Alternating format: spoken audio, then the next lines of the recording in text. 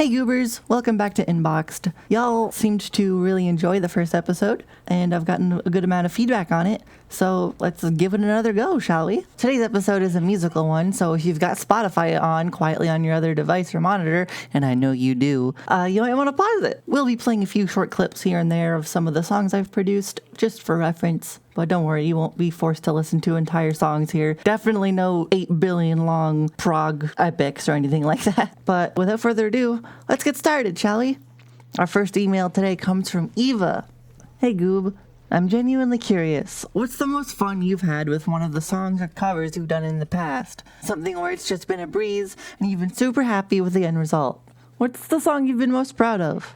So for those who are out of the loop, I run a music project named Æternity with Jackie Reggs from Aeon Bridge, and it mostly consists of covers of songs that we and I really like. It's entirely a passion project of just, having fun with friends, so we don't really make any money on it because we just do it for fun. So unfortunately, none of our music is on streaming services anywhere. I mean, hell, most of it isn't even released anywhere outside of my Patreon, but I'm working on changing that sometime soon, so expect to see some music videos here in the future. In the meantime, for the stuff that is released, if you are so inclined, you could check it out at my Bandcamp page. I'll have it linked in the description. But circling back to the question at hand, I know it's cheating a bit, but rather than pick one song that I've had the most fun with, I'm picking 3. All of them are covers of songs from the Rust in Peace album by Megadeth. But wait, hear me out, hang on, I've got an excuse. Originally, I was just planning to do Rust in Peace Polaris, the song.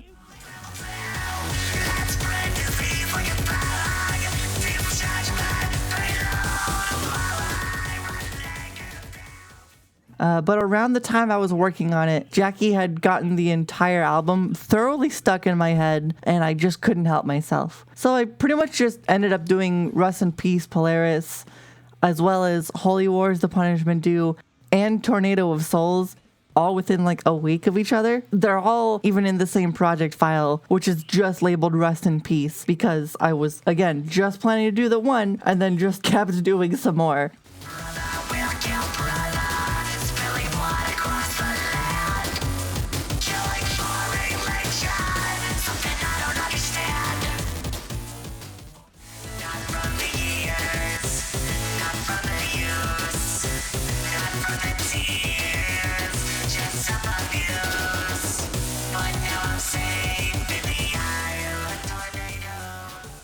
That collection of songs is a big highlight for me though, because it marks a point in my production where I started really figuring out how to make things sound the way I wanted them to and, sound good. It was around that time that my sound shifted from very basic mixing and plain chiptune synths to a much more metal-focused production while still refining the synthetic elements of my sounds. It's kind of crazy to think that my production has only gotten better since then, but that was a turning point, I think, for me. That was when I started being really proud of the production itself and not just some of the basic sound design. As for which song I'm the most proud of, it's definitely Death Perception. It's the first totally original song that I've written that doesn't really borrow anything from other songs. Even the other non-covers I've produced in the past, like 1000 and An Everlasting Era, have always taken elements from other songs or just been heavily derived from another piece. But Death Perception was entirely its own thing, and it turned out perfectly in my opinion. Did exactly what I was going for with it. And honestly, I love listening back on it.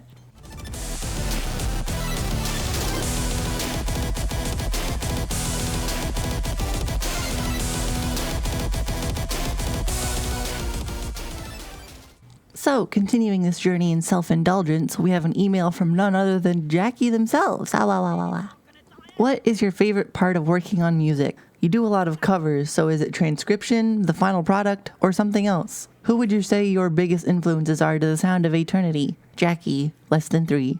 This is going to sound kind of narcissistic, but my favorite part is listening to the finished songs afterwards. I have all of my songs and covers in my Winamp library, and I listen to them pretty often. I just get a lot of joy in taking a song that I really like and translating it into the sound of Æternity, so much so that, like I said earlier, I haven't even released a vast majority of stuff I've done, just because the main reason I do it is for myself, just because I have enjoyed having them on my own to listen to and play, that I don't really feel the need to post them, but I really do enjoy sharing them with other people as well. It's just not as high of a priority for me as just doing the thing.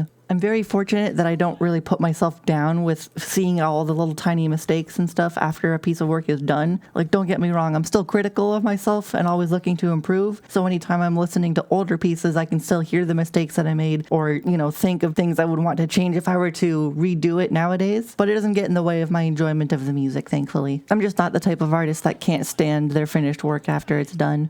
If I had to pick a favorite part of the actual production process itself, it's probably transcribing and recording vocal tracks. I'm not an amazing singer, but I do like to think I'm okay at it, and it's a lot of fun to do. Plus, I just love designing the vocoder sound.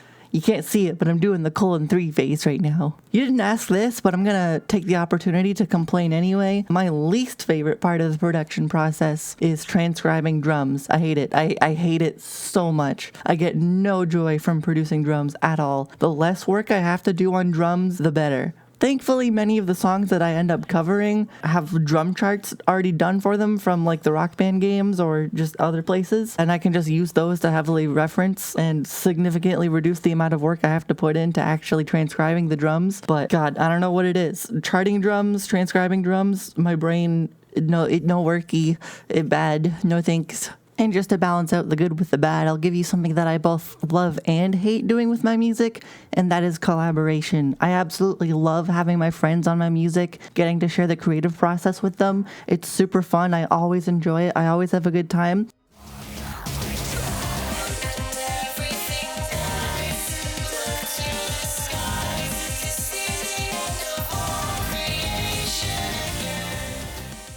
But I hate waiting for things to be done. I just want them to be done now so I can move on to the next thing. So yeah, there you go. Those are some of my favorite and least favorite things about the production process. The biggest influence of sound for Æternity is almost certainly Master Boot Record.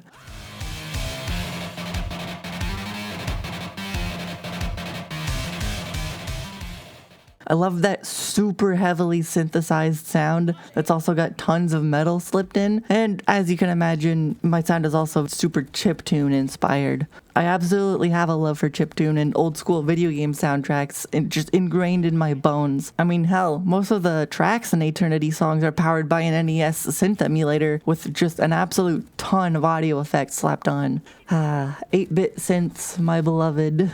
And obviously, there's the overarching influence of electronic artists like, Daft Punk.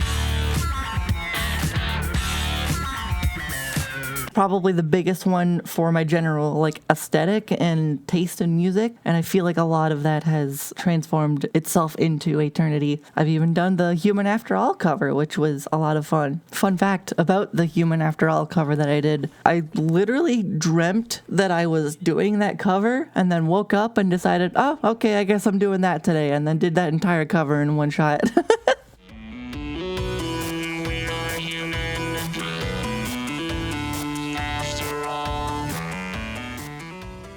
I would also be remiss if I didn't mention Simon Viklund, the main composer behind one of my favorite video games of all time, Payday 2. My sheer obsession with that game really inspired me to actually look into music production for the first time, because when playing that game, I thought, man, how cool would it be to make music like this? And as is obvious, I shifted quite a ways away from the Payday 2 style of music, but Simon Viklund and some of his live streaming of producing music sessions are what got me into trying out Ableton Live for the first time, and that has eventually led down the path to Æternity being a thing, which is pretty cool.